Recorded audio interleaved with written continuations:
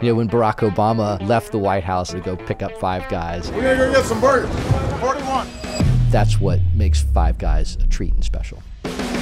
John Eckbert, the CEO of Five Guys Europe. Five Guys has a global cult following. Five Guys burgers and fries. It was banging. Covent Garden was the very first Five Guys outside of the US. We knew that we weren't going to be advertising. We're entirely reliant on someone tasting a great burger and fry and then telling their neighbors or their friends. It has to be, that's fucking fantastic. That Covent Garden location sold more than any in the world. It did, yeah, by far. I'm responsible for 225 restaurants now. How do you stop getting a little bit sloppy and complacent? We've actually gotten better. The key to that is... As the CEO of a business that's gone through such chaos, when was your hardest time? So I had 2 young children. The fact is that there were moments where they woke up and needed both their parents, and I wasn't there. You'll hurt the people you care about in ways that you don't intend, in ways that you don't understand. So without further ado, I'm Stephen Bartlett, and this is The Diary of a CEO. I hope nobody's listening, but if you are, then please keep this to yourself.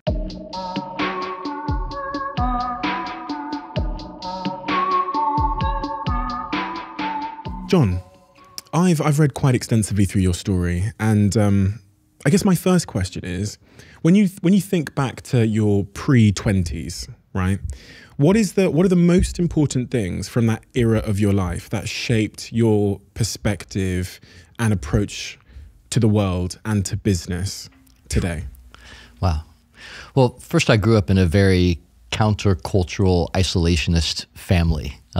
So we didn't watch TV. We didn't celebrate birthdays or holidays, and I kind of got up at 5 a.m. to practice violin for an hour before school, and had music lessons after school every day. So it was very different. And I think I grew up feeling different, with this kind of longing to have a sense of belonging. And that was always something that I was looking for in my professional life, I think, as well.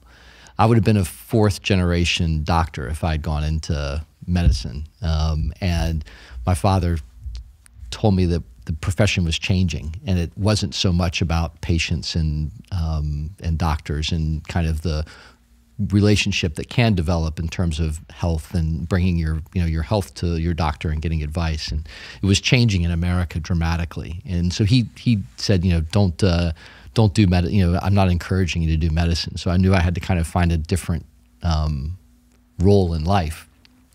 And I read Ayn Rand in high school, and not suggesting that she's gotten everything right. But one interesting thing that she did propose was that there could be something noble in business. Being a successful entrepreneur could be a noble thing. And so the kind of orientation from my family was, make sure that you do something important or in your life, and that meant taking care of other people or doing something that was had some greater purpose to it than kind of just making money. But that seed of a thought that being in business could actually be a noble profession, and you actually could do something important to make people's lives better and take care of people in a different way in business, was kind of, I think, an important penny to drop for me when I was 18. But yeah, it was definitely a different upbringing than most, and that sense of belonging was something I've been searching for my whole life. Do you think you've been searching for that sense of belonging more so than the average person? I think so. I think if you have something in abundance, you take it for granted, maybe. Right. And it was something that I definitely didn't have, and that I very much felt, an outsider looking in. And I saw this, other people had community, other kids had community, and kind of broad-based friendships, and a sense of really kind of relaxed belonging. And I kind of always had this kind of anxious drive that, looking for that. And I think business was, certainly lived that out in the business world as well. You had a quite a journey through banking and being what we'd call like a regional councillor and all these things, and eventually you came back to the UK. It's kind of where I wanted to start this story off in 2010, I believe. That's right. Your good friend Sir Charles Dunstan, who was the founder of Carphone Warehouse, and you went into business originally, and then you went on in search of a new business to sort of partner with him on. Yes. And that's kind of where the Five Guys stories begins. Yes, well, I'd been a student here a long time ago and lived in a tiny basement, one-room flat, much smaller than this studio is. And Charles lived upstairs with his sister and girlfriend, and they invited me up for drinks one day. And they pretty much adopted me for my year abroad. And we went to their parents' home in Cambridge and to Norfolk for a holiday. And they really made England feel like a home. And I was always my ambition to return with a non-student's budget to England. And so the chance came in 2010 and moved back here.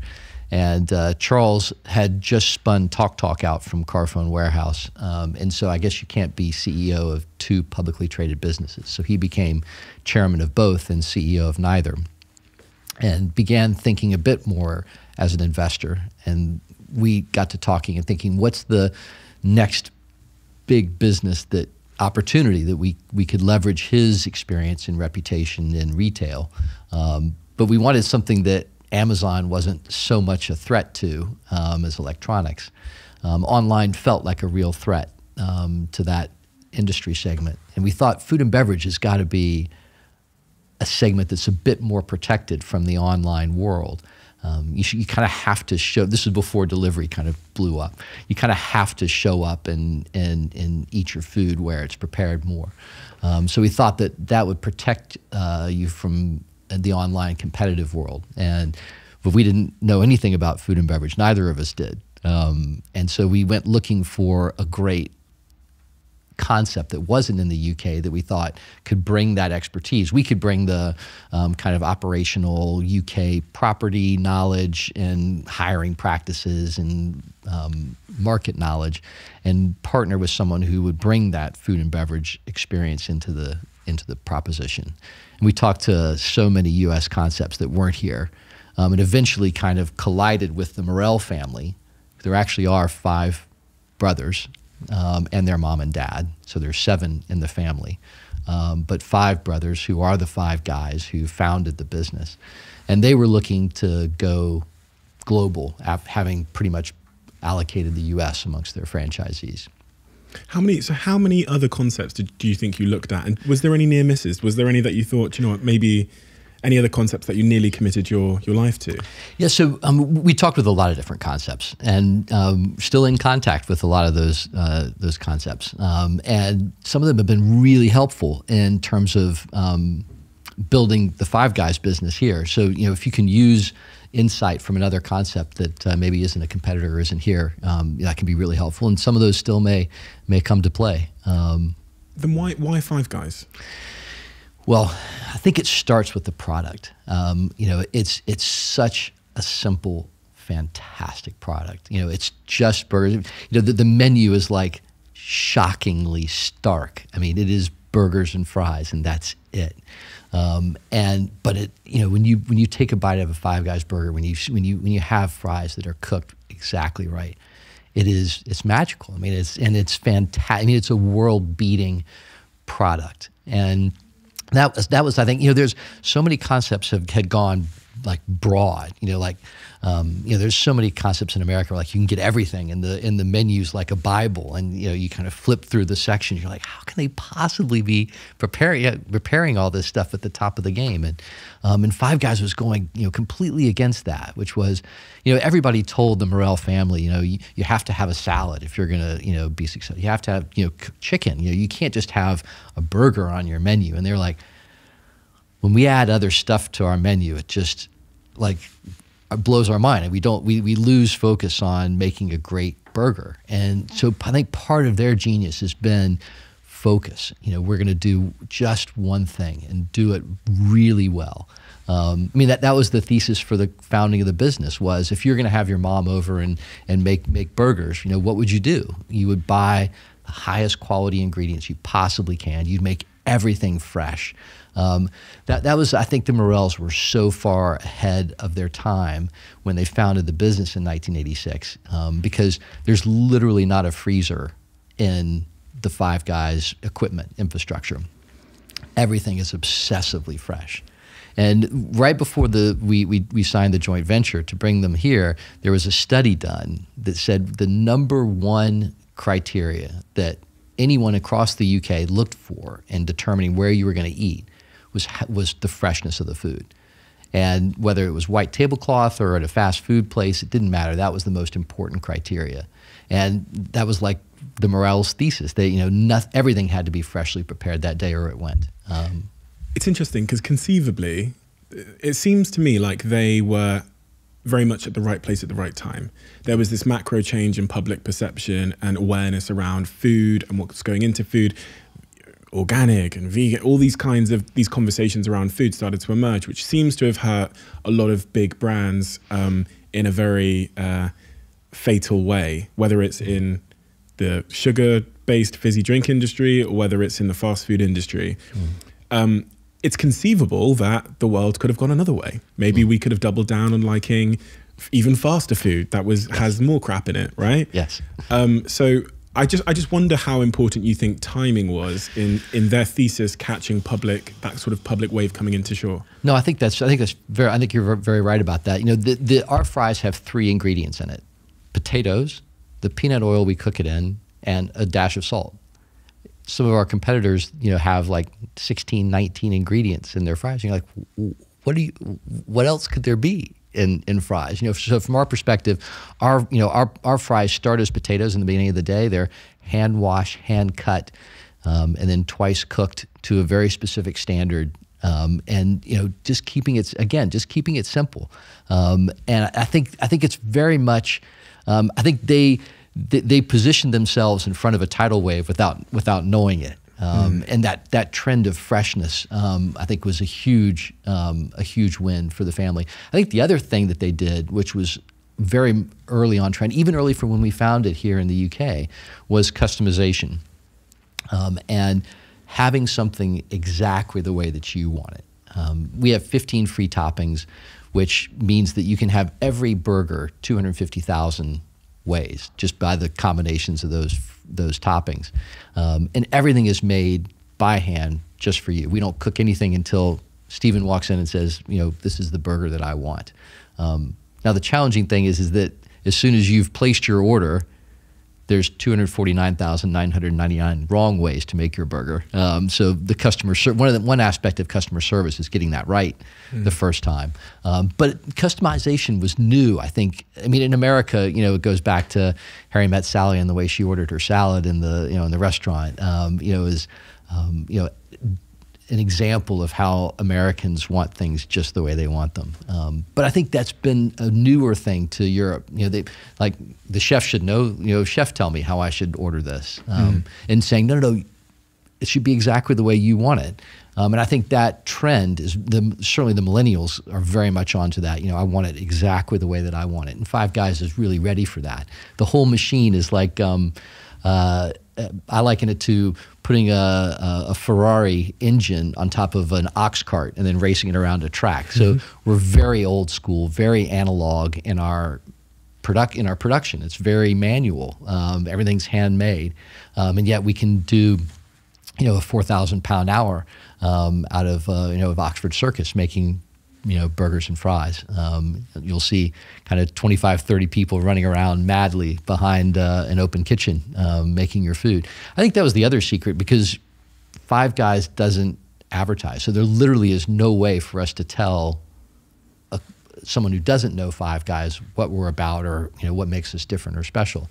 And we're entirely relying on someone walking into the restaurant, seeing how the food is prepared, tasting a great burger and fry, and then telling their neighbors or their friends, you know, hey, look, you got to try this. So having an open kitchen where you can see that freshness and the customization, I think, has been part of the success of the business. It's almost like there's a set of really strong values underpinning the business, and the business has been reverse engineered. Maybe not even reverse engineered, because when it's the case of a founding family still running it, I'm sure it all comes sort of intuitively to them.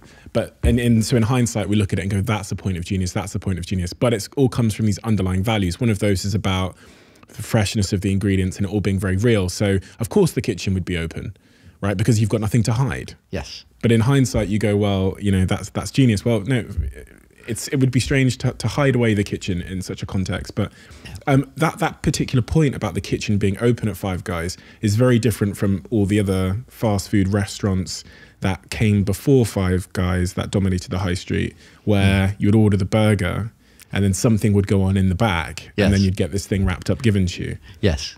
I've also seen this trend with all these fast salad outlets where they put all of the vegetables, the carrots and the cucumbers on show in front of you, as if to say, these are the carrots that are going to go into your salad. Yes. And it's more, you don't think about it as a customer that much, but somewhere subconsciously it really matters, right? Yeah, no, I mean, I think, you know, part of the original founding of the business, Jerry and Morel picked a very obscure location and said, look, if we can make this location work, we know we have something. It almost was like a speakeasy, you know, where, like, you know, knock 3 times and, you know, someone will open the slide window and, you know, you give the secret word and then you come in. And so Five Guys kind of had a little bit of that kind of coolness factor of like, hey, let me tell you about Five Guys. It's amazing. And, you know, maybe you haven't heard of it, certainly haven't seen it on TV or on the radio, but it's amazing. And if you know, come find out. So, you know, when Barack Obama left the White House in his limo to go pick up Five Guys and for his office, you know, that was, you know, a great example of how, of course, you know, everybody knows who he is, and that's kind of like a megaphone, but that's how Five Guys was discovered. That's how Five Guys built its business, was one recommendation at a time. And I can remember Covent Garden was the very first Five Guys outside of the US.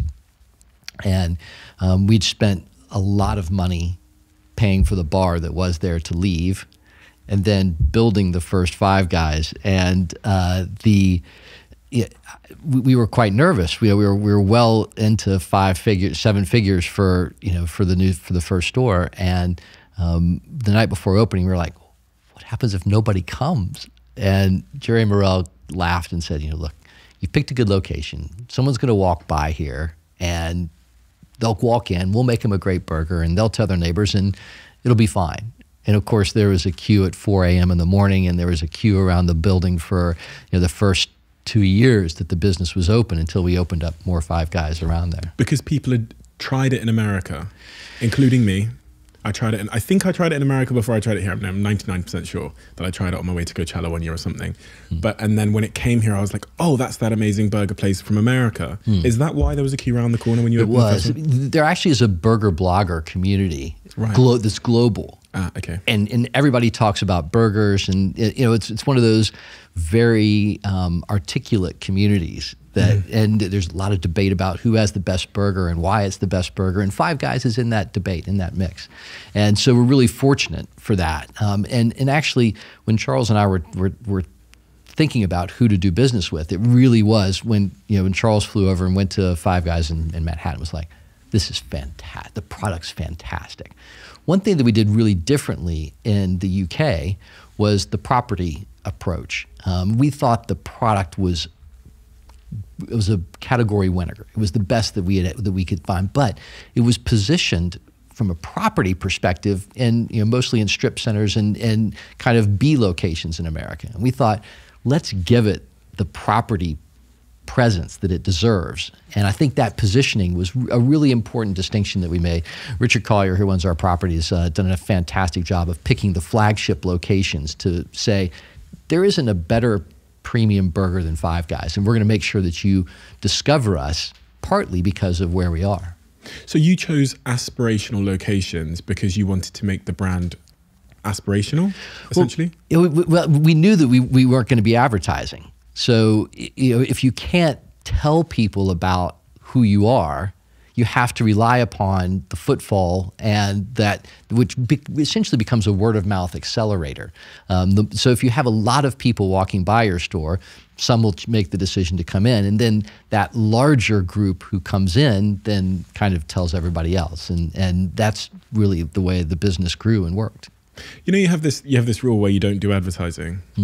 Has there ever been a time where you thought, fuck, I just want to just run a little Facebook ad? You know, the pandemic comes around, things start changing in the world. You think, fuck, I just want to. You know, I know you joined some of the delivery services, which was a big decision for the UK. Yes. Because the US hadn't done that previously. That's right. But in those moments, do you not think, fuck, I just want to run a little? It's real tempting, isn't it? You know, I mean, you know, when you think about the dashboard that most food and beverage executives have, you know, you have an advertising dial that you can crank. You know, you can choose the quality of your messaging and the budget that you put in it and the way that you spend it. And all those dials are gone and off the table. So, you know, it does focus you on the things that you can do, which is making great burgers and fries, hiring people who are passionate about it. You know, kind of back to the whole people thing. The people who are in the store make such a difference. You know, food fundamentally is about passion. We all have, you know, you remember the great food experiences that you've had, and you talk about them, and it becomes part of your, you know, if you're on holiday, having great food is part of that experience. And having a passion about food is so important. And having, you know, I'm responsible for 225 restaurants now, and 8,600 people a day get up and put on a red shirt and go into work in a Five Guys.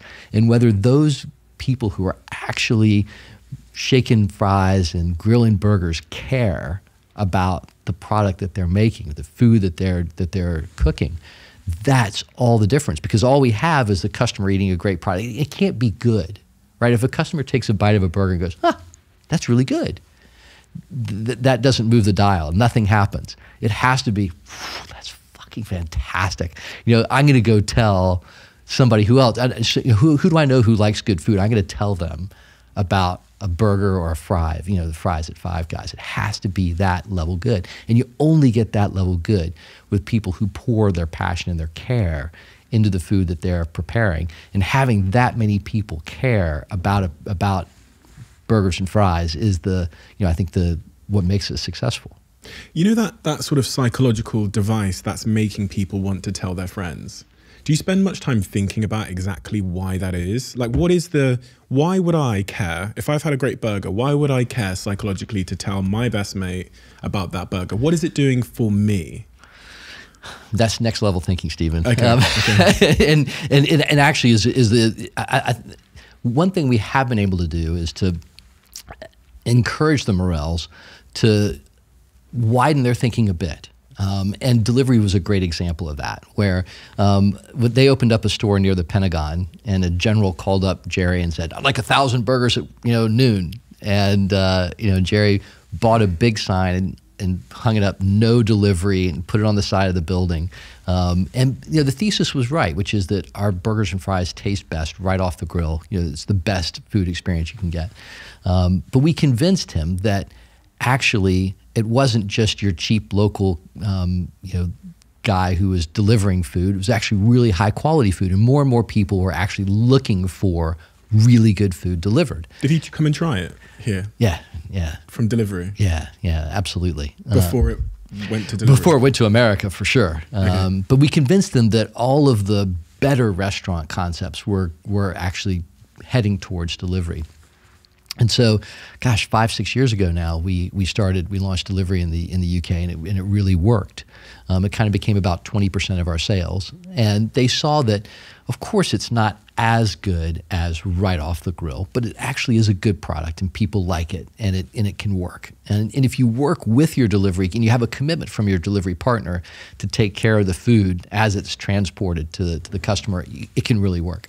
And we did a lot of stuff, like telling people to turn your oven on 200, pop the fries in for just a couple minutes. It'll really liven them up before you eat them. So they saw that it worked here, and they picked it up. And of course, during the pandemic, it was our lifeblood.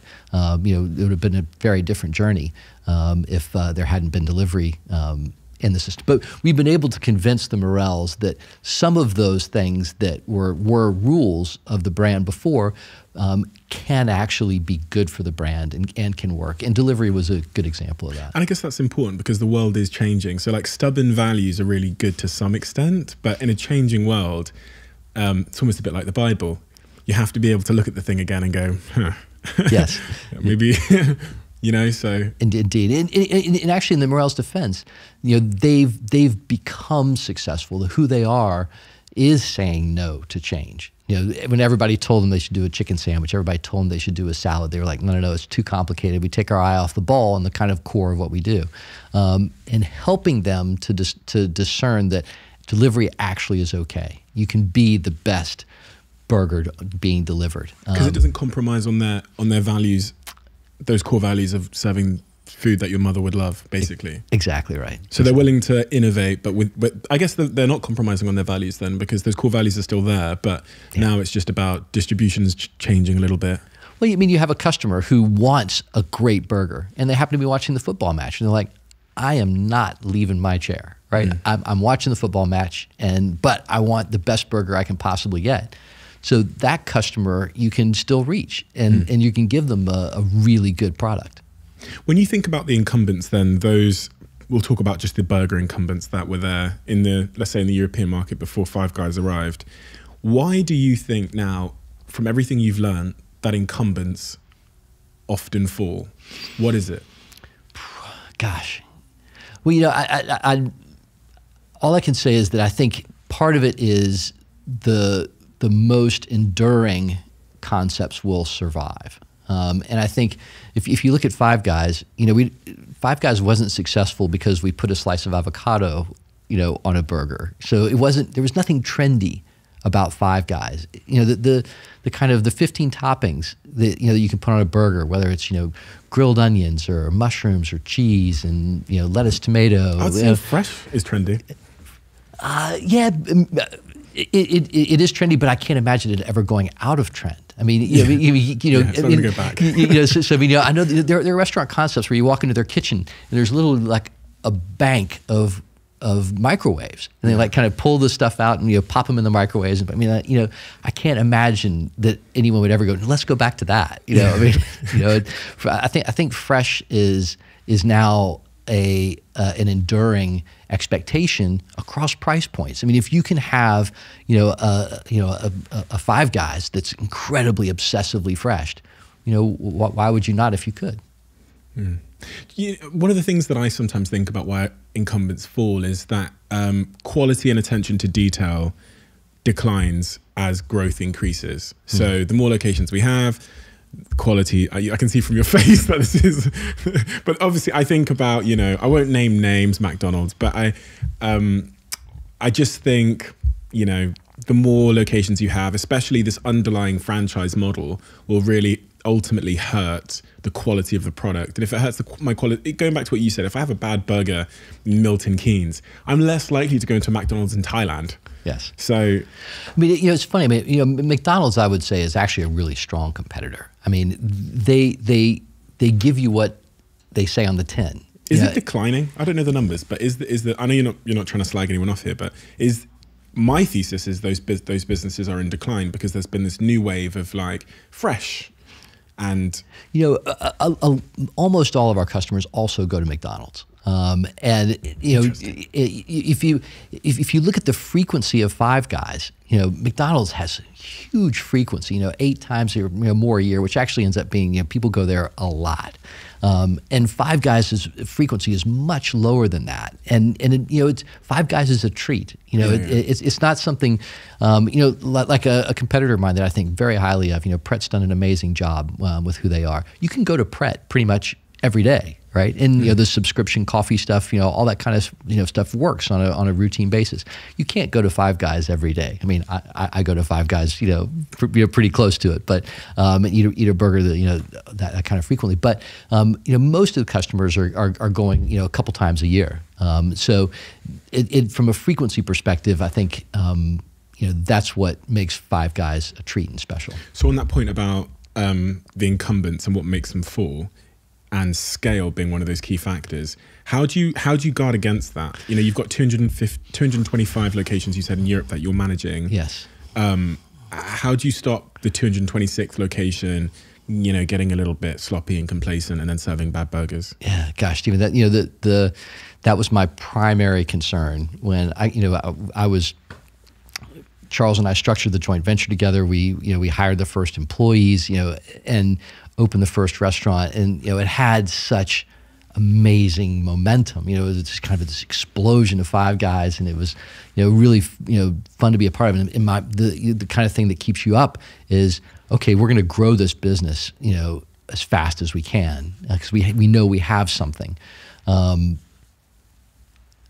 are we going to keep the intensity and the energy and the passion that we see in the store in Covent Garden? How do we make sure that every one of these restaurants has that kind of intensity? And that was the most, that Covent Garden location sold more than any in the world when it launched. It did, yeah, by far. I mean, wow.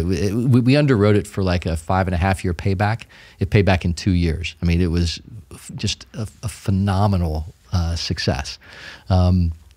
But yeah, I mean, the thing that kept me up at night was, how can we make sure that, we open up in Milton Keynes, we open up in, the smallest, we're going to open up a store in St. Andrews. How do we make sure that those stores have people who are absolutely passionate about burgers and fries and taking care of hungry customers? And that, I will say, has been one of the biggest surprises of my tenure in this business, is that we've actually gotten better. And the key to that is hiring very talented professionals and trusting them. And my personal style is a very hands-off style of management. I mean, if you expect me to micromanage you, we've gotten off, and it's the wrong place, it's the wrong fit. We hire professionals who are really good at what they do and let them do their job. And finding those people who are absolutely operators. I'd say the other bit is that we are very operations led. I was a banker before this, but I'm fully qualified in a Five Guys kitchen. So I can do every task that you see in making burgers and fries. I'm certified to do that. There are people who are much better at it than I am, could do it much faster than I can. But if you have any credibility in the business, you have to be operationally capable. And hiring operationally capable people who are really good at identifying and qualifying those people who can run a store and bring that passion into a store, that's been the secret of the growth of the business. Because having that kind of commitment from the person who's showing up and running a shift, that's what makes this restaurant successful. Going back to that point about values, I would imagine that, from speaking to actually sports teams and speaking to the players in those successful sports teams, whether it's the Manchester United players that were under Sir Alex Ferguson for 20 odd years, and they said something to me which was really interesting and I never forgot. Rio Ferdinand said to me, he said, "How many times do you think Sir Alex Ferguson came into the training ground changing room?" I said, "I don't know." You tell me. He goes, "Twice in 26 years. And I go, "Why?" And he goes, "Well, the culture was in there, so he didn't need to come in." And it spoke, and then he told me about when he moved to another football club, and in that same training ground changing room, they're all bickering and talking about how much they're being paid and like slagging things off. Whereas Sir Alex Ferguson never needed to walk into that room because the culture was already in there. Yep. And it made me think about how, to keep the specialness of what made you successful at one location, when you have 225, those values and that culture must be so strong. So if I'm starting at Five Guys in a management position today, what are you saying to me to turn me into a Five Guys disciple? Well, I guess we do actually have values that we identify with inside the business, and hiring right is essential. There's so many talented food and beverage professionals who are really good at their job, but who are a terrible fit for us. And so being able to find those human beings who work in a Five Guys. So a general manager works in the restaurant with customers, with crew, making burgers and fries, resolving problems and issues. There's not a laptop job in a Five Guys. So someone who's looking for kind of kind of ice skate above things and, not really getting your hands dirty. That's not the right fit for us. So I guess the first thing we did was, when we opened up, nobody knew who Five Guys were. So we had to beg people to work for us. And of course, that's always a mistake. We hired a lot of the wrong people, and you have a lot of churn early on trying to find what that right fit is. And so I remember it was a really important decision we made where we're essentially going to invert the equation. And we said, Five Guys is a really hard job, and it's probably not for you. And then kind of be quiet and look for the woman or the guy who kind of raised their hand and said, that kind of sounds good to me. And so having the kind of negative sell on working at Five Guys, I think, was a really important distinction that we made. But once you get into Five Guys, we have 5 values that we build our business on. And that's integrity. You can't, once you lose your integrity, everything else is easy. So having integrity in how you lead, being competitive, and wanting to win and going after the business, being enthusiastic, having passion and positivity, and looking for the solution. Family oriented, taking care of people, having a sense about the human beings who are on your crew and the hungry people who are coming into your store, and treating them like family, then getting it done. Not overcomplicating it. Our businesses our menu's simple, our business is simple, but it's really hard. But making sure that you have a very much results-oriented focus as a manager. And we actually train and teach those values. And when you look at the pandemic and how Five Guys comparatively surfed through the pandemic, it was because we taught those values and we all absorbed those values into how we thought. And then when you had to be agile and nimble and flexible, you knew what the objective of the business was, and all the managers just beautifully adjusted their business to reflect the opportunities that they could take. How do you go about instilling those values in team members beyond the day when they're hired? Is there certain things you're doing every quarter? Is there daily emails? Like what are the touch points where you're using them as an opportunity to say, this is who we are, by the way? Yeah, well, I think the first thing was a card from a deck that you played. Was we launched an app right like within a week of the pandemic falling. We had been planning to have an employee-oriented app, but we launched the app right when the pandemic struck. We were like, we have to be able to communicate, because none of us knew what was happening, and being able to be in direct touch with every human being in the business was such a great tool. And we immediately had like massive down. I mean, it was universally kind of accepted as a way to communicate with inside the company, and it allowed. So I was recording something pretty much every day to say, here's what's going on, here's what the rules are, here's why it's going to be safe to come to work, here's how we're going to protect you and your family and the crew and the customers in this environment. And being able to have that direct line of communication to the whole company was really powerful. Kind of cut through a lot of the fear and uncertainty about it. One, two is that we're now investing massively in learning and development. 75% of our managers are promoted internally. So these are people who have joined us. We have people who have joined as crew and gone on to be district managers, area managers now. So that kind of career opportunity is fantastic. So if you're ambitious, if you have career goals, come to Five Guys, because we're growing and we need your talent to grow the business. So being able to, first of all, we know that internal development is kind of the best path to growing inside of Five Guys and having new leaders for all the restaurants that we're opening. We've got to invest in the young people who are joining Five Guys, and teaching them not just burgers and fries, but how to manage people.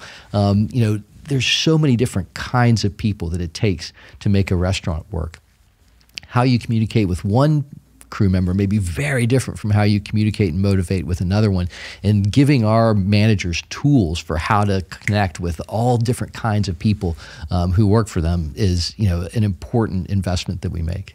Before the pandemic happened, I think I said a lot on this in this podcast, and just generally, that my single biggest learning, being a young entrepreneur starting in business and then making all the mistakes and then getting a little bit more mature, was the importance of talent. And I always say that by definition of the word company, the definition of the word company means group of people. It took me too long to figure that out, because when I started, I was 20 years old. You just hire your mate here. 18 years old, I started my first company. Hired, my friend here. I met someone at a rap event. I was like, you can be my marketing director. Went into Prada, met another guy. I was like, you can be the head of our accounts. It was just that kind of whoever was willing, right? Right. Great people. Exactly, probably who I needed at that phase.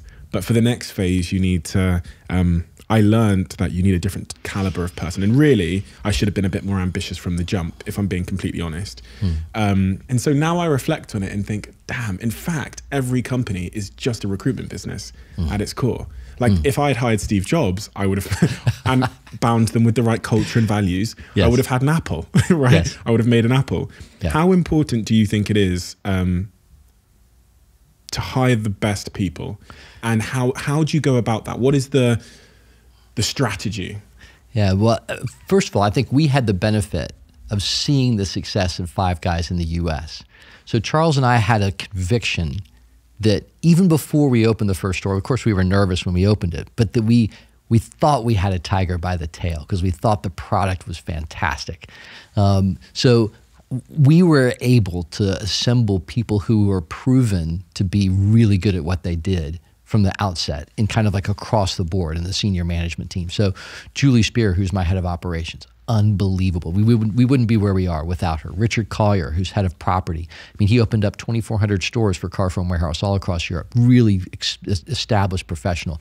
Those two were essential. We would never be where we are without those two individuals. But then kind of driving that all the way down to the first crew person who you hire for a new store, hugely important, because they're actually going to be making the burger and fry for the customer who walks in there. And I think that it's probably an urban myth, but the Shackleton story about putting an ad in the paper for his South Pole expedition, it's going to be dangerous and risky. We'll probably we may not come back alive, but if we do, there'll be glory.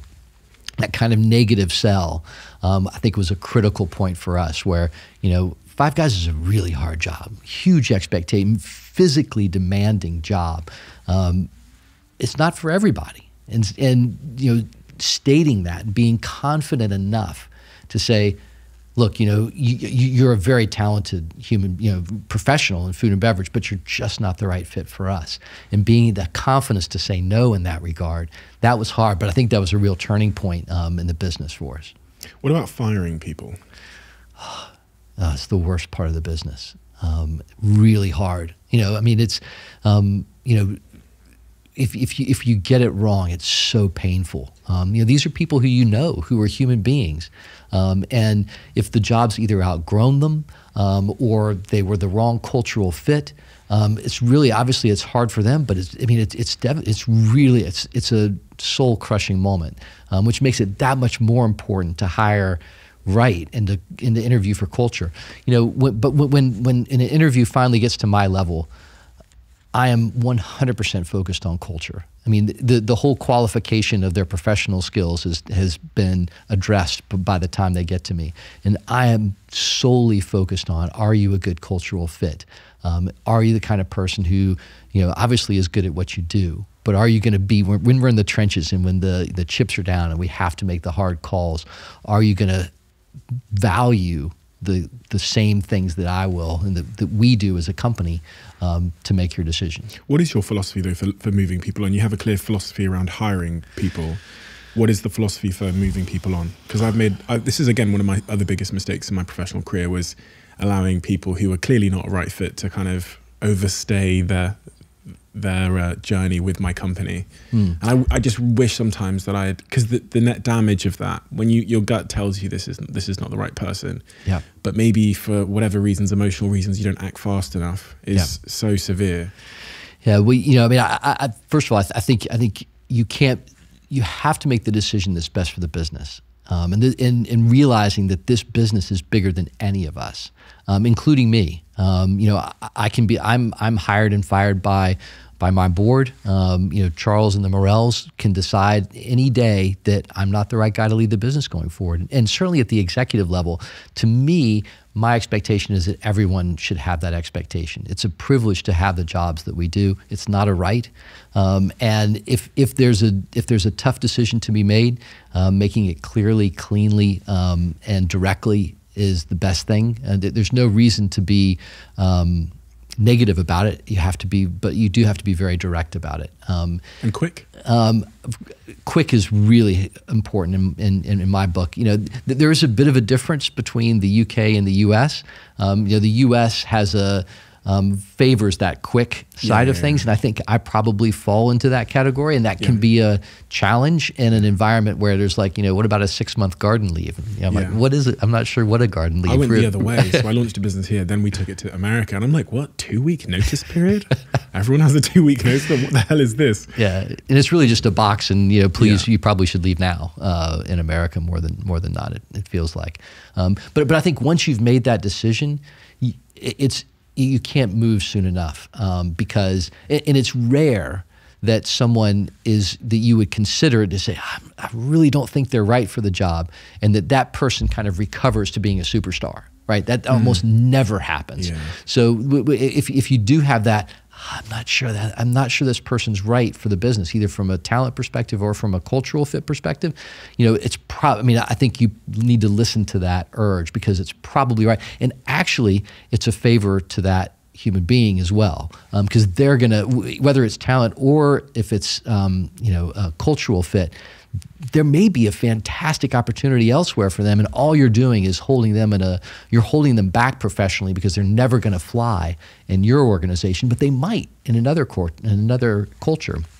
So I know it never feels like that to say, look, I'm doing you a favor by telling you that you not to work here anymore. But if someone's not going to be successful in your business, it is best for everybody to do that quickly and as soon as you can, actually. How important have you realized it to be in the Five Guys business and for the success of the Five Guys brand to have a real high attention to detail and to sweat the small stuff? Because a lot of businesses don't sweat the small stuff. They kind of see it as being petty or not mattering, and they kind of focus more on the big decisions they make. But, what's your sort of philosophy towards the small stuff? Well, first of all, I think being operationally focused is something that defines your business. And for us, so our details are the standards for cooking burgers and fries, and you can never focus on that enough. If you're not actually cooking burgers and fries, you better be supporting someone who is in the business. So that kind of horrible disconnection that you can sometimes have of a head office, people who call it the head office, we call it the back office, from the actual business, is to me is the death knell for certainly for a food and beverage business. So having that connectivity to the detail of the purpose of our business, which is feeding hungry customers, is to me is essential. Now, from a detail perspective, I don't want to get into the details of my IT guy or my marketing team or the property team. I've hired people who are fantastic at that, and I don't want to be into the details. I can't be into the details of each of those professional expertise that you hire for. You have to hire talent and let them do their professional expertise. But how do you check that, if say something in one of your stores and say, we mentioned Milton Keynes, so let's just keep focusing on that. In Milton Keynes, if standards have dropped because of the leadership there, how are you checking that those standards are staying high? Yeah, so we mystery shop every store twice a week. Okay. And we put the money that we would typically, that other brands would spend on advertising, we spend an incentive compensation for crew. So we pay out millions and millions of pounds of incentive compensation to crew to be the best of the best. And we grade, so the mystery shop looks like 120 points of what's important from a burgers and fries perspective, from a cleanliness perspective, from a customer service perspective. And the top rated shops that perform get paid incentive compensation, meaningful incentive compensation. So I'd say that back to the competitiveness. Everybody wants to get paid. Everybody wants to compete for that excellence and to be recognized for that. So mystery shopping, I think, is a fantastic way of ensuring that we're all focused on the same thing. And if you find a location is continually ranking at the bottom of that mystery shopping scoreboard, what are the next steps of action? Yeah, well, I mean, the first question is in-store leadership. Who's leading the store? Are they the right person? Do they have the right orientation? Do they have the right values? Are they trained enough to do their job well? We have a very flat organization where you go from general manager to district manager, area manager, and then basically the top of the business. So it's pretty quick. And I do what's called a mid-year review. I'm actually missing a couple to be on your on your podcast today. But we have every GM stand and present their store's performance once a year in June, July, August, in that time frame. And so I get a view of the in-store leadership. Who is that human being who's in charge of that store? What do they have to say about the results that they've delivered, both from a financial perspective, most of all from a customer service perspective and a quality perspective. So you kind of get a direct view into who is that human being who's running the store. One of the things that's happened over the last couple of years is this pandemic. It's been this very tectonic shift in many industries, but there are a few industries that have been affected more than like the high street and retail and food and beverage. There's been real tectonic shifts in technology and footfall and all of these things. As the CEO of a business that's gone through such chaos, how do you maintain your own personal calm within all of that chaos? Because it is just never ending. And we were talking before we started recording, you've gone from a pandemic to inflation issues to this sort of great resignation and a talent crisis, as they're talking about. All of these things happening at once. You're a human being in the heart of that. How do you enjoy your life and keep calm and not annoy your partner or whatever? Yeah, I'm sure I do all those things. I'm sure I don't keep calm all the time. And that's okay. I think just as we in the business try to keep things simple, focus on burgers and fries, I think there's keeping focused on just a few things and picking the couple of dials that will determine whether you survive, whether you live or die, and whether you win or lose, and hopefully picking those right things to focus on, I think is the way I try and manage myself as a CEO. I think it's interesting. The moments that I consider to be the most intense and the most rewarding as a leader are the human ones, where because I'm CEO, people have to explain what's going on in their lives, and those moments are just rich gold for me as a human being, where someone comes to me and says, I've got a parent who's suffering from dementia. I have to spend some time looking after that, and I've had a loss and I've got to figure out how to manage that loss. And those human connection points are and actually that kind of feeds back into our family value, where we. And as a CEO, I have a smaller direct report community that I have to take care of those human beings. And my view is that if I can take care of those human beings, they'll do their job and take care of their human beings. So recognizing that it's not all dollars and pounds and pence. It's not all KPIs that you can manage. It's not quarterly earnings. It's the human beings. And if you focus on them, particularly on the vulnerable moments when they're most upset, when they're most at risk, and being able to say, take a week, what you need as a human being is important for the business, because I need your professional acumen, but I need it focused. So being sure that they're all right in those moments, I think gives me the satisfaction that I'm looking for from the job of chief exec. My dad was a psychiatrist, and was obviously clearly focused on mental health and well-being, and from a chemical perspective, and realizing that whatever chemical. I mean, obviously, I'm sure he did important work in that regard, but you can. at work, you have the ability to either build up or tear down someone's mental health.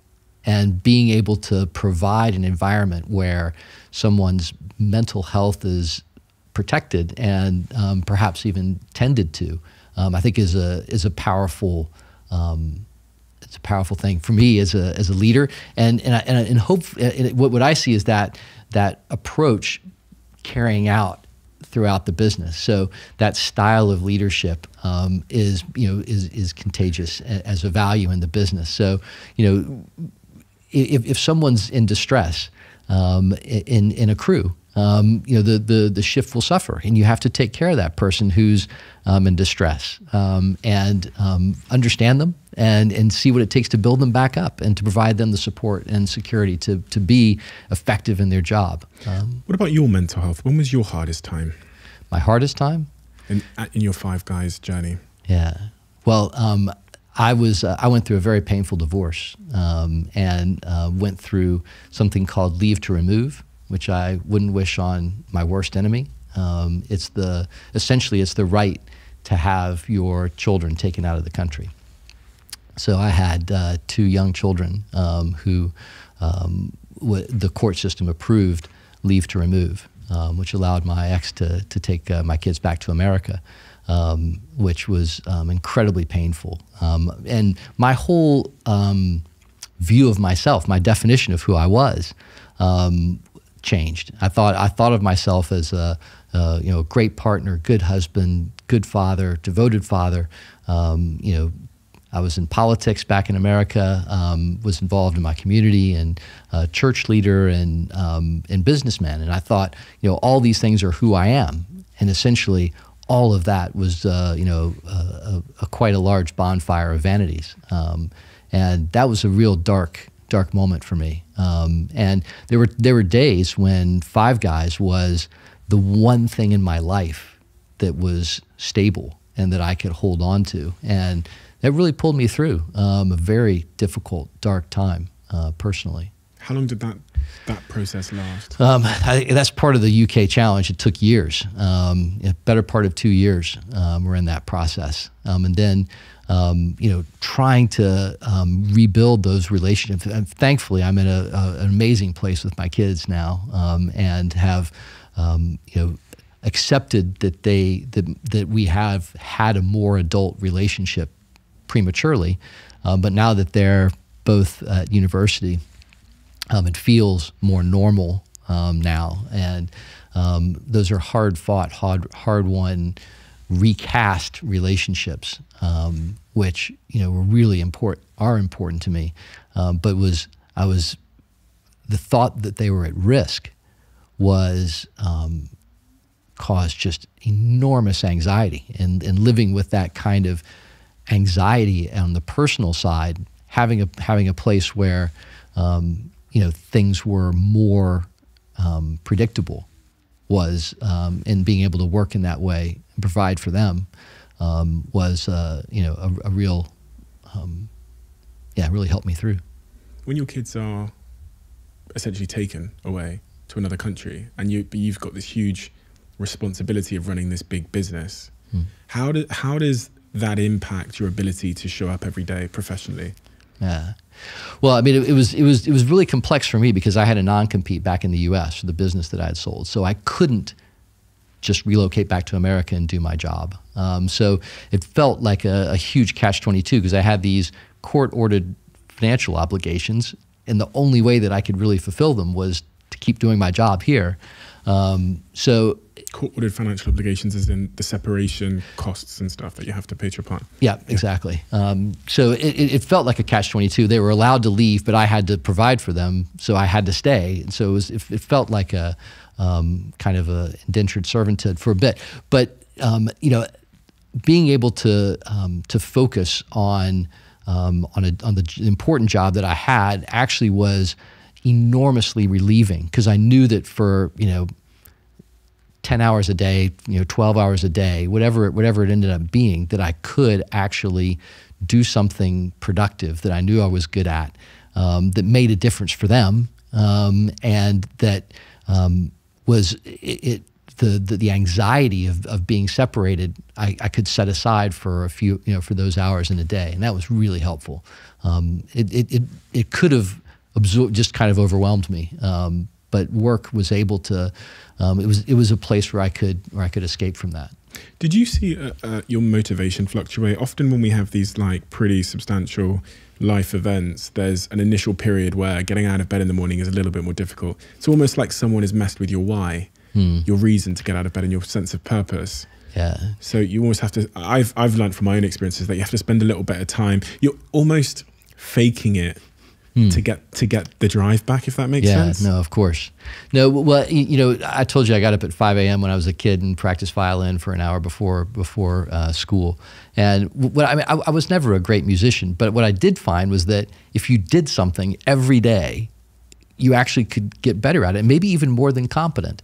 And I think it was something like that just in me, said, get out of bed, do the next thing, and things will change. You will. I called a friend of mine who'd been through a similar situation, and he said, just keep showing up. Texting my son every day, calling, every day, being as present as I possibly could, and obviously it's imperfect. And it's deeply upsetting, I'm sure, to them as well as to me. But doing it as much as you possibly can to be available and in touch, and then you just have to trust something that it'll be okay. Trust something, as in just trust life that it will. No, I mean, now we're getting very personal, Stephen. But I believe in a higher power. I don't pretend to understand it, but I think there's something much more powerful than I am in the world. And what I will say is that it helped me to see the world in two camps. One are things that I can control, and some things that I absolutely can't control. And if you allocate your mental health and your time on the things that you can't control, you can drive yourself to distraction and eventually madness.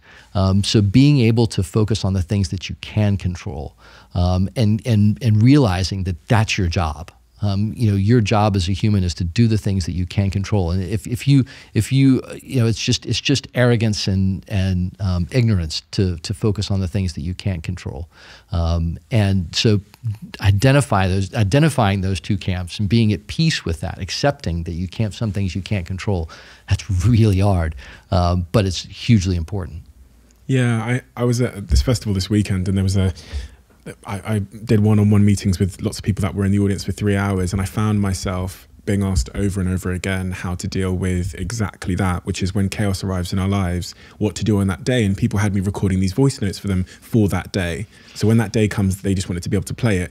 And what you said there is exactly what I said, which is there are a small list of things you can control. And on that tough day, make a promise to me that you'll spend 100% of your mental energy focusing only on those things. Because you can't, because obviously yesterday, focusing too much on that tends to lead to depression, as I think Lou Sau, the philosopher, says. Focusing too much on tomorrow and the things that are yet to be in your control will also cause a lot of anxiety. So really focusing in on today, I think, is just phenomenal advice in terms of, A, it's the thing that's most conducive with a successful outcome, but B, it's also the thing that's most conducive with having a healthy mental state in total chaos. No, I think that's absolutely right. I mean, I think the other thing is that realizing that I believe our purpose in life is human connection. I think that's why we're here. I think we're made to connect, and sometimes it's we're colliding, and more than connecting, but figuring out how to connect with other human beings. And I will say, that was the making of me as in being able to when someone comes into my office and says, I've lost my partner, they passed away, way before their time, being able to connect with that person in that moment of loss is hugely valuable as a company, but hugely meaningful to me as a human being. And I wouldn't have been able to do that if I hadn't been through the loss that I had experienced. So it's one of those things where you end up being grateful for the most upsetting things that happen in your life, because I think they're the making of you in many ways. Because of what you said at the start of this conversation about that importance of feeling like you belonged, and that's it's so evident that is much of the reason you've also been successful. Is you mean, even from the short conversation we've had, you strike me as a very empathetic person who's able to connect with others. That moment must have been presumably even more difficult, because your sense of belonging in that moment was taken from you to some degree. The family unit, right? No, for sure. That was a defining moment. But now, the thing about Five Guys is that we have these 8,600 people who get up every morning and have this shared vision mission to make great burgers and fries for hungry customers, and I get to be a part of that. And I get to be a part of this larger community that has this, winning in business feels fantastic, right? I mean, it's a real high. It's a drug, and it's an addiction. And being a part of a community that's accomplishing this thing. We were the 8th fastest growing business in 2016, I think, in the UK, and the fastest growing food and beverage business. And even with that, we never met a budget that I had made. So we were fastest, but still behind by my mind. And being a part of this community that shares our values and that are all working towards this is enormously satisfying, and fill something that has always been empty. Some days as CEOs, maybe we're tired, or we're in a bad mood, or something's off. We can sometimes not show up as our best selves, and sometimes when that happens with me, I regret it. So I'll go home and think, I just wish I'd handled that situation differently. Does that happen to you a lot, where you think, oh, fuck, I wish I'd been in a better mood, or I'd slept more today, or something? Yeah, Julie tells me when. Who's Julie? Julie, my head of ops. She comes in and says, "Yeah, you really fucked up that meeting." That was really? That was. But actually having somebody who, to me, the one of the worst things that can happen are these, emperor has no clothes, where the most important, powerful person in a business has blind spots that everybody knows about, and somehow you work around, and that's just hugely dangerous as a business. And having people who can come into your office and go, John, that was that comment was just way out of line or really unhelpful. You now have people thinking like this. Is that what you wanted? So people who can confront power with truth, and to me, that kind of culture is hugely important to a company, because you can go so wrong with the emperor has no clothes, and people thinking, God, we know this, we just can't tell them to that person. How do you cultivate that? Because I imagine a lot of CEOs and a lot of team members that work for a CEO think, there's no way I could go to my CEO and tell him that was wrong, or he shouldn't have said that. Or she should have said that. I think publicly owning your shit is really helpful in that way. So showing up at the next meeting and go, hey, you know what? I said this to the last meeting, and that was just really wrong. It was off, and I was off my game, or I didn't think it through, and and it should be the opposite. It should be the opposite of that. And showing that you can respond to that kind of challenge, I think is important as a leader. And then you give everybody else permission to do the same thing. You can change your mind. You're allowed to change your mind. You're allowed to be wrong as a fallible human being too. And confessing that, it's powerful. That confession there, when I heard that example, what it actually says to me as well is that as a CEO, you care more about the correct answer not being right. So that might be confusing because of the way I said that. When you stand in front of your team members and say, do you know what, in hindsight, I actually got that really wrong, and I fucked up. What you're actually saying is, my number one thing as John is to find the right answer, not for me to be correct. Yeah. And it's really refreshing to hear that you're in search of truth and the correct answer, not in search of validating your own opinions and yourself, which, as you say, creates that culture of humility where hopefully others around them will go, I'm also wrong in this situation. Exactly. Well, business shouldn't be an homage to an individual, right? I mean, we're about perfect burgers and fries, hungry customers, clean restaurants, customer service, and that's really simple. I mean, it's not a and if any of us isn't the right human being to fill the function that we're supposed to be performing, we all should raise our hand and say, it's probably not me anymore. How do people give? Do you have a system in which people at Five Guys could give, that are working there in the team, could give critical feedback safely?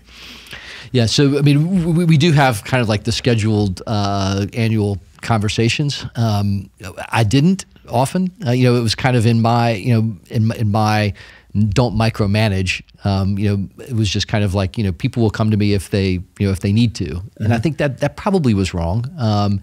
And saying, look, we're going to have a dedicated time, and really, I don't like fill out a form where so you did well in this and poorly in that. I don't do that.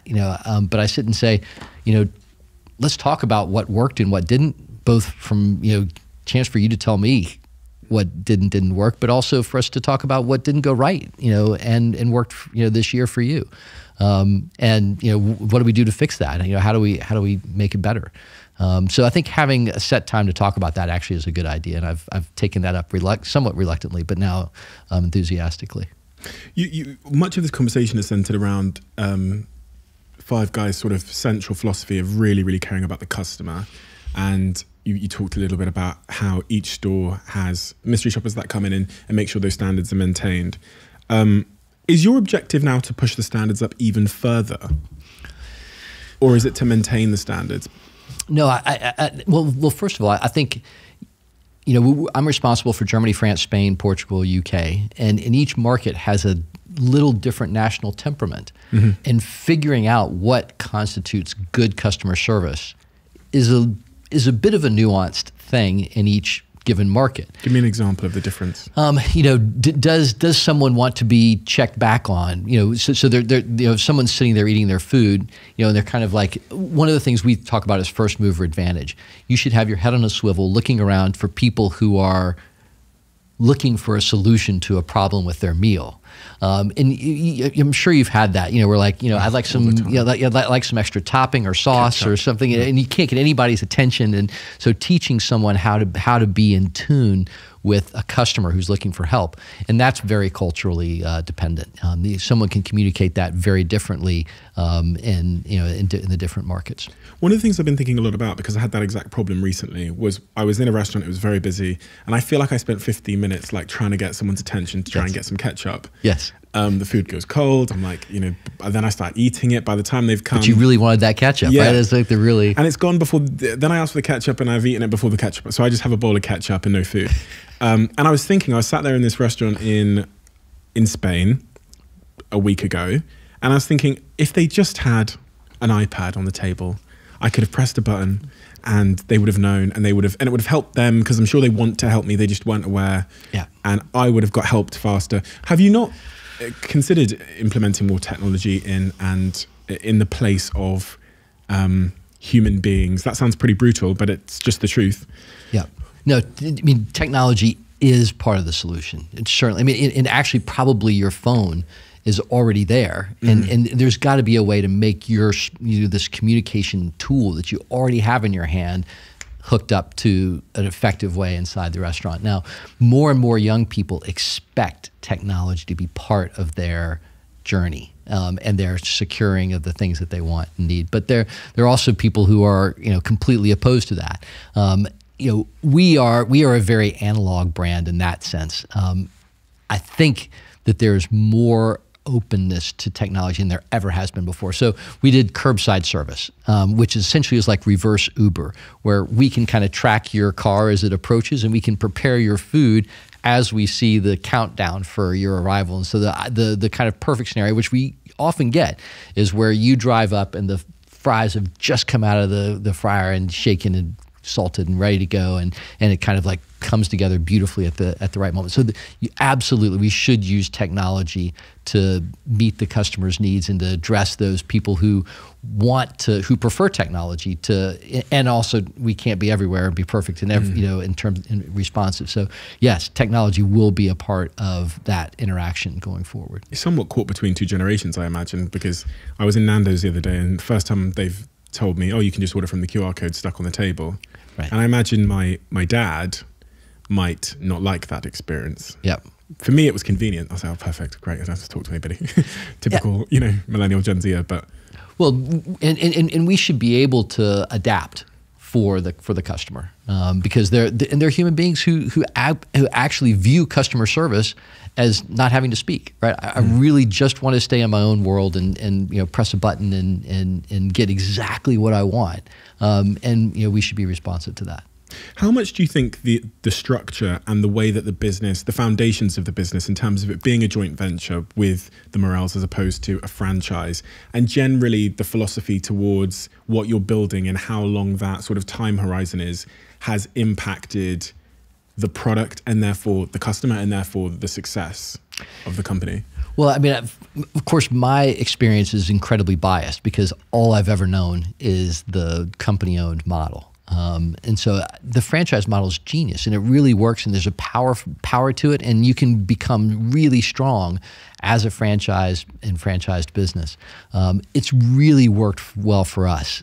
We wrote, whenever you form a company and whenever you form a joint venture, you kind of have all these rules and governance and how to make decisions, and we've never even referred to it once over the past 12 years. Having nothing but building a profitable business has been fantastic for me as a chief exec, because I knew that my shareholders were completely aligned, and we would never have made the decisions that we did, particularly from a property perspective, without being a joint venture. As a franchisee, you wouldn't have paid the premium to buy a 10,000 square foot property on the Champs-Elysees in between the Louis Vuitton corporate headquarters and the Abercrombie & Fitch global flagship store. And there's Five Guys. It's amazing. It's probably the most high-profile, visible Five Guys, apart from the one that's in the Dubai Mall. So that property strategy was definitely influenced by the structure of the deal, taking those high investment property decisions to reposition the brand, as premium as we could get it. And it's still running like a family business at its core. Yeah, it's still making those very value-focused decisions as opposed to making decisions for the stock market. Or the quarterly earnings report is not a pressure for me at all. The family meets every Tuesday and talks about the future of the business. I meet with Charles on a monthly basis to review the property and the pricing and the positioning of the brand. And those conversations would be different with a different structure for sure. Because one of the things you said is, I don't have a time horizon, which means you're not trying to build a business for 3 years and then jump ship and get out. So you said, I don't have a time horizon, which allows you to build a really great business. For the long term, yeah. And that's what I'm kind of getting at, because there'll be business owners listening to this that are maybe thinking, oh, I'll build for 2 years, then I'll sell it, or I'll build for 3 years and I'll sell it. But what you alluded to there is that you'll create a much better business if you remove that time horizon.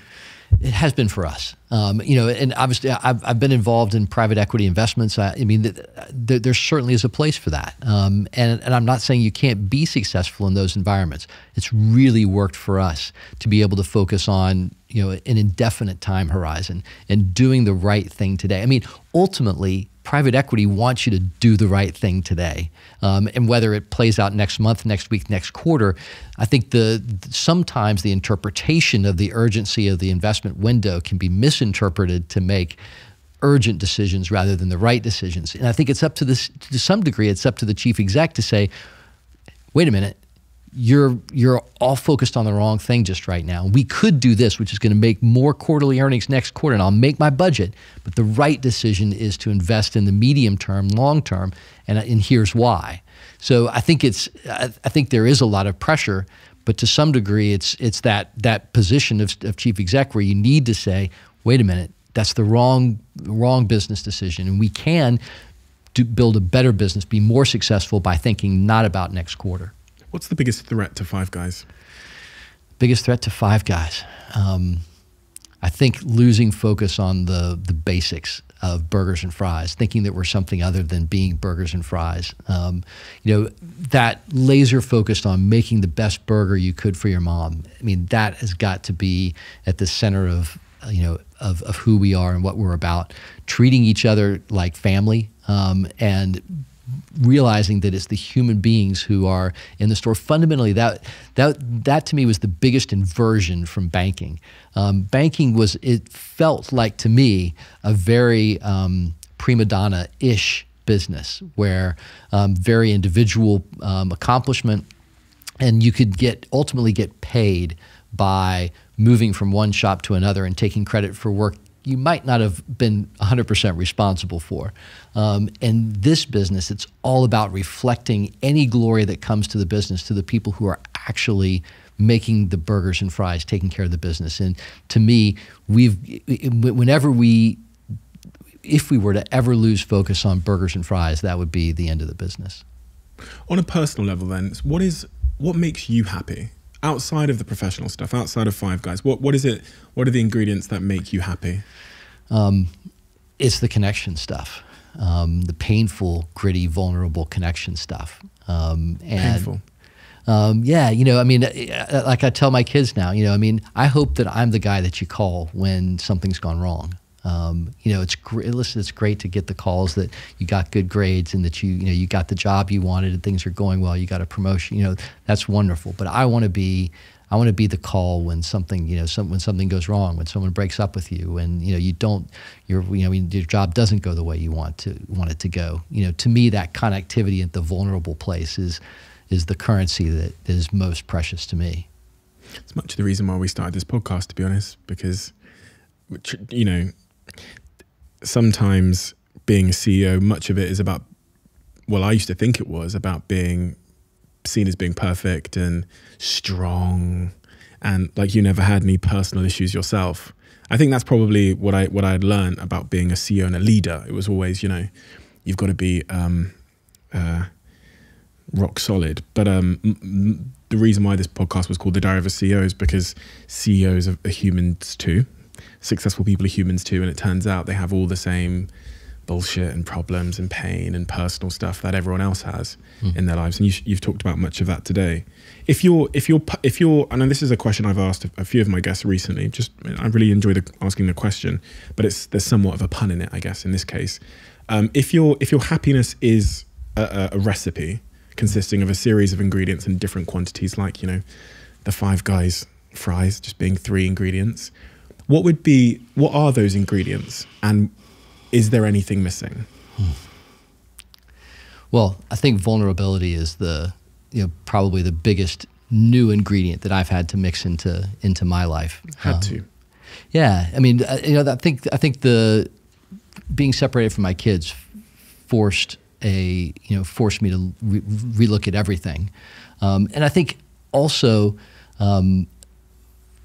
realizing that I have massive blind sides that I don't see, and that I have convictions about the way I think and my intentions, but actually there's a huge sea of unconscious motivations that I'm unaware of, and purposefully so, right? We build our mental defense constructs to deny the unconscious motivations, but that actually drive us.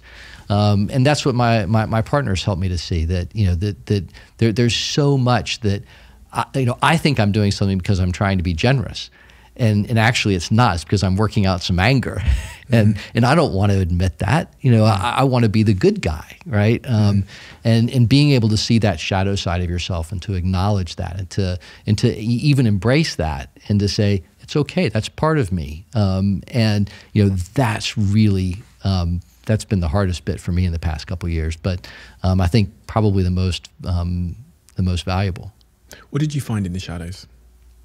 Oh, gosh, all the stuff you don't want to see about yourself, that you're selfish, that you're, I think, I grew up thinking that I couldn't express negative emotions. You know, I couldn't be angry. I couldn't, you know, but that goes, I mean, of course you get angry. All human beings do, and that goes somewhere.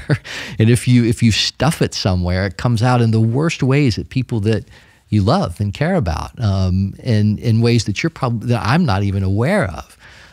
So feeling that it's okay to be angry is probably, you know, the hardest thing for me. I'm just starting to work on that. I don't pretend to be to be good at it.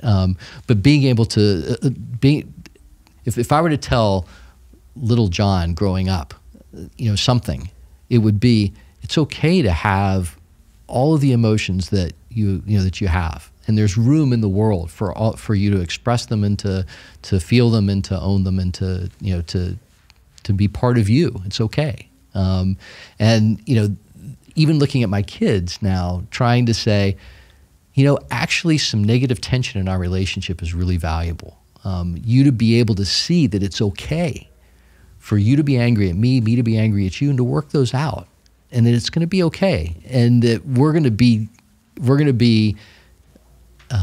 connected.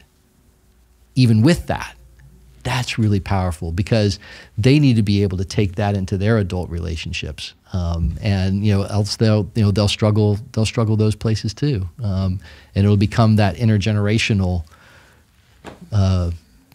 negative baggage that gets passed on. So I'm trying to do something different in that regard. That conversation with younger John about it's okay to have a full range of emotions and to be angry. Because if you don't, you'll hurt the people you care about in ways that you don't intend, in ways that you don't understand. And they may not understand. I mean, you know, I'm lucky in my partner that, you know, that she's quite attuned. She's just finishing her master's in psychotherapy, and so, you know, being able to say, yeah, I mean, I'm getting this from you, even though you don't intend it. You know, let's deal with it. That's a gift. What you're talking about there as well is this process of like becoming more self-aware about yourself, because you're completely right. I mean, a lot of the stuff I've been reading recently about psychology talks about how we actually have, exactly as you said, have this default to just reinforcing ourselves, reinforcing the way we think and believe, and searching for evidence that confirms it and confirms the identity we want to have of ourselves. But to become self-aware is a very difficult challenge. Requires a huge amount of humility, feedback, you know, unlearning, learning. What has been the practical ways that you've gone on that journey to become more self-aware? Is it therapy? Is it just the feedback from your partner? What is? Yeah, well, I mean, I think first go through something really horribly painful where you have to reconsider everything, and, you know, who you are, and to be willing to put those on the table and say, you know, I thought I was being a great partner. I wasn't. You know, and being able to redefine the givens of who you think you are. That's really painful. And, you know, you come up with these ways of thinking about yourself for a reason. And they're typically defense mechanisms from a very young age. So these are not easy things to give up. But to me, it was I had to do it, or I would lose connection with everyone that I cared about. And to me, it's you know, connection is worth it. And I can remember my grandmother, who was one of the first ones who taught me to love food. I had a very strange relationship with food in that regard. But she, you know, she was late in her life. She was an amazing cook, and I could see felt the love she had for me and the food that she prepared. And late in life, she was in a retirement home, and some health inspector deemed some of the food had been past like its expiry date. She came to me and she said, they were trying to serve us food that was unfit for human consumption. And we were like, oh, that's terrible, we'll fix that. But I always worried that I somehow, particularly in a romantic partner setting, was unfit for human consumption.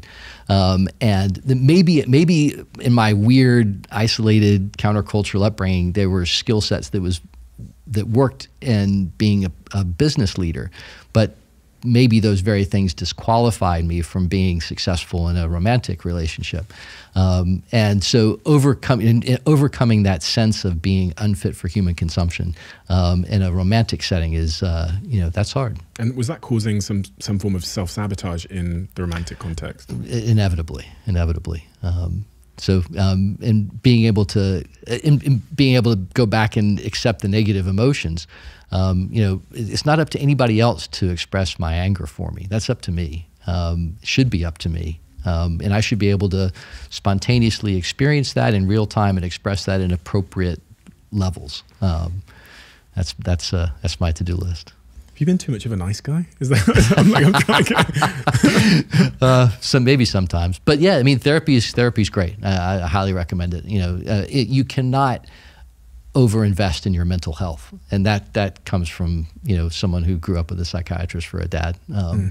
And maybe like the cobbler's kids don't have shoes. I think now I invest heavily in my mental health. There's an unlimited budget for that.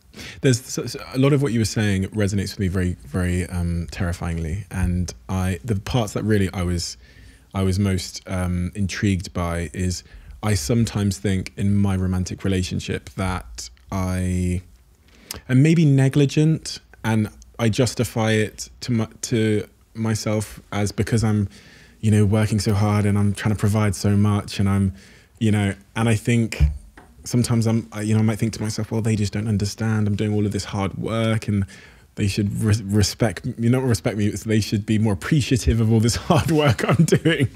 And I know it's such a selfish way to look at a relationship, because I'm serving myself and then justifying my almost neglecting someone by saying, well, I'm basically serving myself.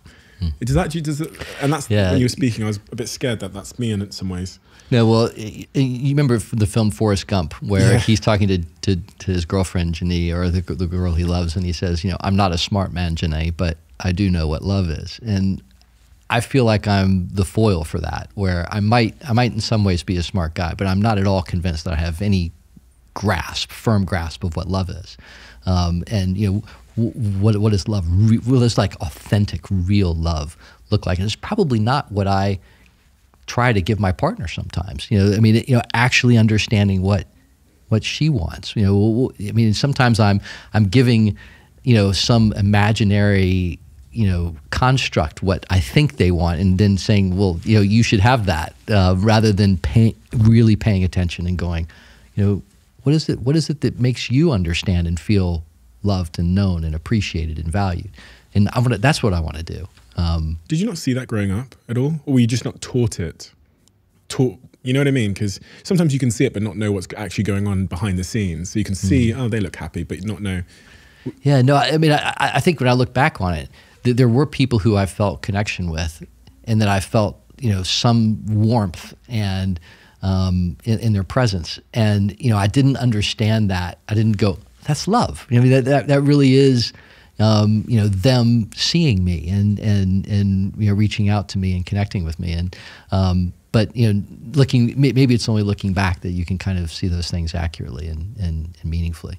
When you look forward, then what are the big goals for you? And I'm not someone that buys into making vision boards and having a 5-year plan and all that nonsense, because I think there's a certain agility required to be successful personally and professionally, and putting your flag too far in the future is probably not a great idea in that situation. But when you think about your life in 10 years time, what will the foundations of that life look like for it to be a really great one? Yeah. Well, I think, from a business perspective, I love what I get to do. I mean, it feels like it doesn't feel like work now. It feels like a gift to be able to be a part of this business, a part of this, a family who believes in the integrity of their product. And there's no pressure to compromise in any way this thing that we're doing. That feels fantastic. So, I think that the team that we've built is capable of more. I don't know what that is, but I'm excited to see what that could be. And personally, I think I've got a lot of growth to do. I think I've just kind of scratched the surface of all the ways that I cover up the true motivations that I have. So I want to go after that with conviction and competitiveness. I'm a very competitive guy. I love, whatever it is that I do. I kind of go after it. Yeah, a lot to read, a lot to, but I think sometimes that urgency doesn't work in mental health. And that kind of you can't rush to self-awareness. Sometimes it's kind of like the bird that kind of lands on your hand when you're being patient. So I think I've got to expand my repertoire of intensity in that regard. One step at a time. And vulnerability, being vulnerable, I think, is one step at a time, and it's kind of like opening the door a little bit at a time. It has been for me anyway. I think because I was so scared to be vulnerable, I think for much of my life, that I tried the experiment of being vulnerable and looked around, and it seemed to be okay. It seemed to help me. It seemed to help others. I opened the door a little bit further. It helped me. It helped others. And so over the last couple of years, this is part of the reason we do this podcast, is I've been able to be more vulnerable. And it really is such a selfish thing, because it's the most unbelievable way to live, to just be able to sit here and talk about masturbation, my sex life, mental health. I've got anxiety about this. It's such a free way to live.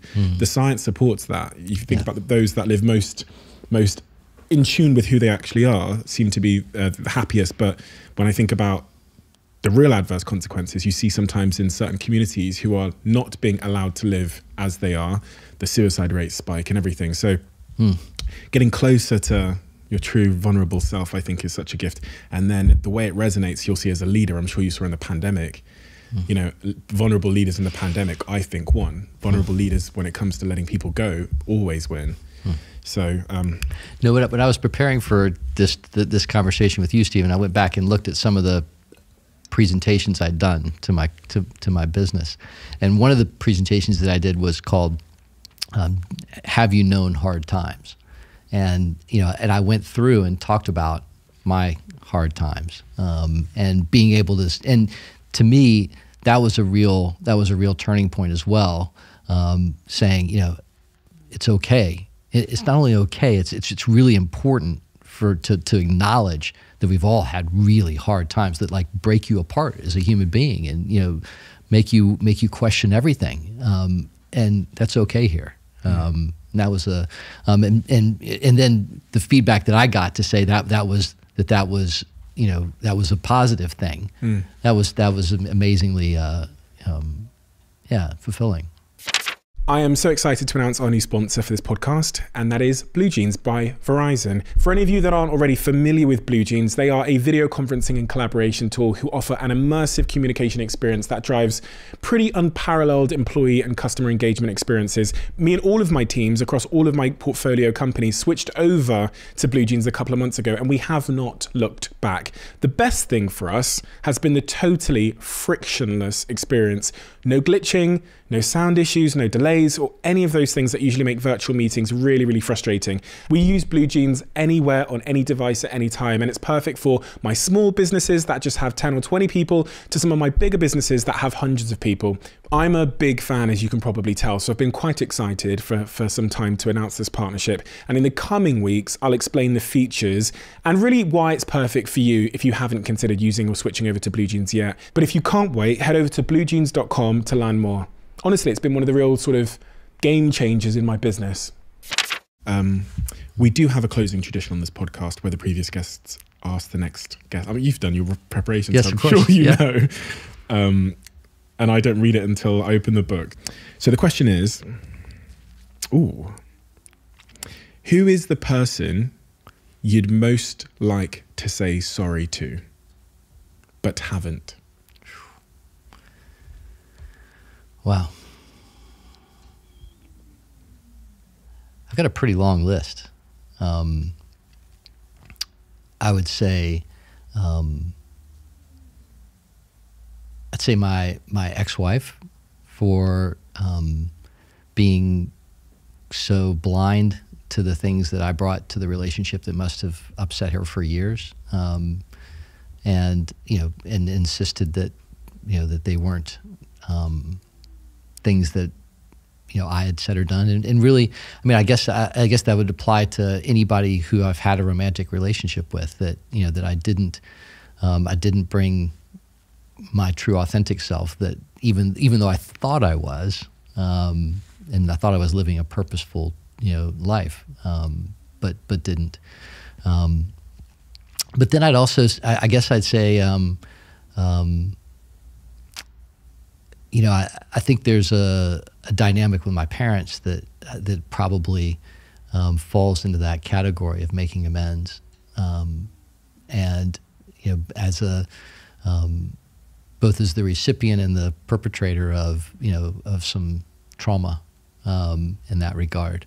And then I guess I'd have to say to Hayden and Lucy, my kids, for for not being there in the moments when they needed me. And I can blame the UK court system as much as I want, but the fact is that there were moments where they woke up and needed both their parents, and I wasn't there.